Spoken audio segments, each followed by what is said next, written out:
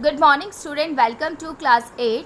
I am Shikha ma'am here, your social science teacher. So today our second chapter, that is from trade to territory, the company established power, part 2. So students, in the previous video we saw both the Nawab and the company had different views, clearly conflicting the each ones, and finally it led the famous battle of Plassey. Now Sirajuddaulah became the Nawab of Bengal as said earlier. He was a strong ruler just like Alverdi Khan. Plus, he also did not like how the company was doing duty-free trade and humiliating the Nawab administration. So overall, he was angry and wanted to be strict with the company.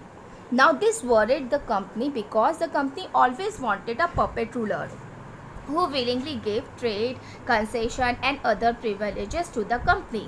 Privileges is here related to benefit. The company always wanted benefit. Now, the company wanted to play politics here.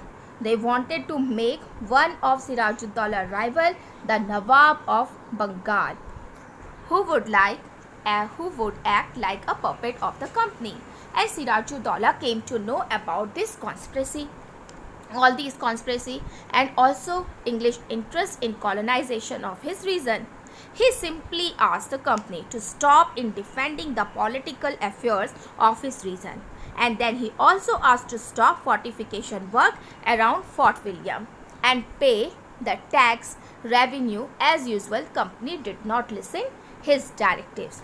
So in 1756, what I am saying, in 1756, when Sirajuddaulah became the Nawab, in that year itself, he captured the Fort William at Calcutta with his 30,000 soldiers, and he captured the official of English factory that is at Qasim Bazaar. Where is it? That is in Qasim Bazaar. So basically he attacked the English company. Now this news was immediately sent to the company officer in Madras. They sent the force of naval fleet under the command of Robert Clive. Robert Clive was the officer in the company's army, and that time he was lieutenant colonel. Finally, in 1757, from Robert Clive led the company's army against Sirajuddaulah at Plassey. Plassey is the place near the city of Murshidabad, which was the capital of the Nawab of Bengal. So what Robert Clive did was he played politics and made an agreement with Mir Jafar, who was one of the Sirajuddaulah commander. Clive had made him promise to make him Nawab after crushing Sirajuddaulah. As the result, English company won the Battle of Plassey. They defeated Sirajuddaulah because Mir Jafar took a large portion of Nawab army away from the battlefield, ensuring his defeat.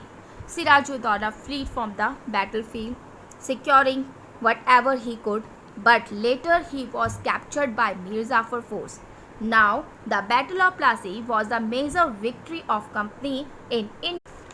Since Robert Clive was once made it possible, he was immediately made the governor of Bengal by his superior in Madras. So in 1757, just remember the year 1757, Clive was made as the governor of Bengal.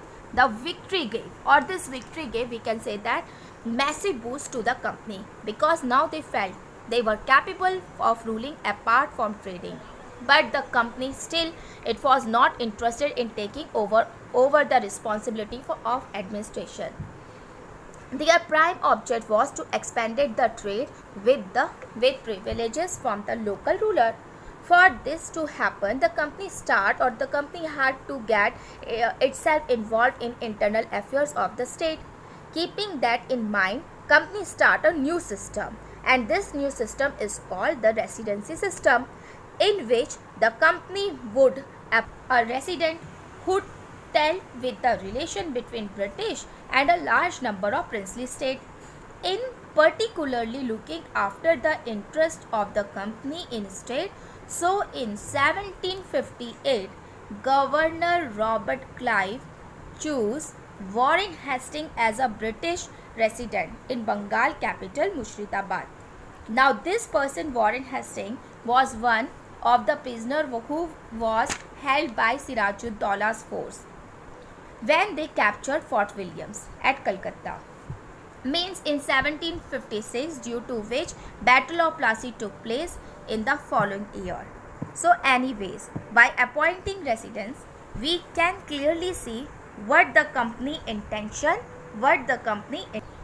they wanted to use political, economic, diplomatic method to extend their influence. For example, we just see one example here. The company, with the help of its residents, what was he trying? He was only the one who decided who was the successor of the throne and who was be appointed as the administrative post. By doing so, it can be, or we can see that it is very easy to them to extend their influence and become more powerful. Now this period from 1757 is the beginning of company rule in India. This was the time. Now after the 1757 Battle of Plassey, Mir Jafar became the Nawab of Bengal as promised by the Robert Clive. He was known as puppet ruler or puppet Nawab. Now even the puppet Nawab was not always helpful as company wanted. After all, they had to maintain a basic appearance of dignity and sovereignty if they wanted respect from the regional people. So what did the company do when the Mir Jafar protested? Well, the company deposed him. Here I am talking about Mir Jafar, and installed his son-in-law Mir Qasim in his place, meaning they installed another puppet Nawab. So in 1760, Mir Qasim was made as the Nawab of Bengal, and in the same year Governor Robert Clive left the India and returned to Britain with the massive wealth. He again came back later. In 1764, when Mir Qasim raised his voice against the company, he was defeated in the Battle of Buxar. So students, again Mir Jafar reinstalled as a Nawab of Bengal after the defeat of Mir Qasim. In 1764 by the company, so he was made twice the Nawab of Bengal by the company. During the Battle of Buxar, Robert Clive was in England. He returned in India after the second time in 1765 and was appointed as the Governor of Bengal in 1765 to 1767 for the second time. In 1765, Mir Jafar died as he was the Nawab of Bengal, and soon after his death, the mood of the company changed because the company demanded more money from the Nawabs to finance its wars and needed demand of trades and other expenses. They wanted more territories and all those things to maintain the basic appearance and dignity, to gain respect in front of their people. So basically the company was tired of this puppet Nawab. So what the company did, students? Company in 1760, it was a time of 1765, he introduced a dual system of government for Bengal province. The dual system of government was the double system, which is meaning the double system of administration, which was introduced by Robert Clive. Under this system, what was it? The system under this system, administration was divided into the two part. One is the company and the second one is from Nawab. Means that this system was divided in two part. The first one is company and Nawab. But the whole power, the whole and sole power is in the hand of the company. This is known as the complex. It is going in the practice during the period of 1765 to 1772. Under this system, company undertook the defense and left the civil administration in the hand of Nawab. With no surprise, finally in 1765, the company, we can say that Mughal Empire Shah Alam II appoint the company as the Diwan of Bengal province. Of course, the empire did not do this in free will. The Mughal Empire Shah Alam II was just defeated by the English in the Battle of Buxar. The Empire Shah Alam II force grant the Diwani of Bengal to the English company. And what is it? As a Diwan of Bengal, the company got much benefit. The company got the right to collect taxes on behalf of empire from the eastern province of Bengal, Bihar and Odisha. Just listen it. It is a three-way: Bengal, Bihar and Odisha. These right, and what is it? In these right, they allowed the company is allowed to collect directly. They collect revenue from the people of Bengal, Bihar and Odisha. In return, what the company did, the company pay an annual tributary to the empire. Now this solved the major problem of the company, that it held all this year, and we can say that all of the year.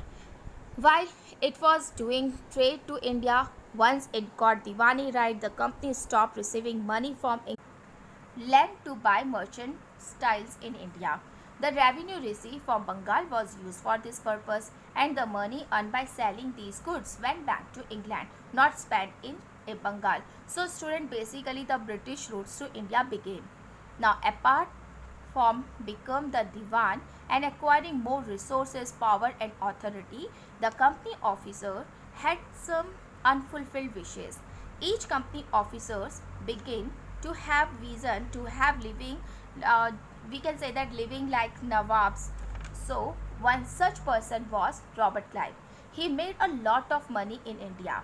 He came to Madras from England in 1743 at the age of 18. During that time, he was just an assistant shopkeeper in England. Company later he joined. After that, later he joined the company's army and as an officer because of his contribution and success in the war between the other European trade. Then the Battle of Plassey, and he was made the governor of Bengal twice, first in 1757 and second in 1764. Then in the following year, 1765, he persuaded the Mughal ruler Shah Alam II to grant the company Diwani of Bengal. In 1767, he left India. We can say that after 5 years of living in India, that is in 1772, that is in the year of 1772, he was charged to corruption by the British Parliament. Although was accused, he committed suicide in 1774. So this was the quick story of Robert Clive, who was also known as the Clive of India. So students, those who return with lot of wealth like Robert Clive live a lavish lifestyle. They were called Nobs.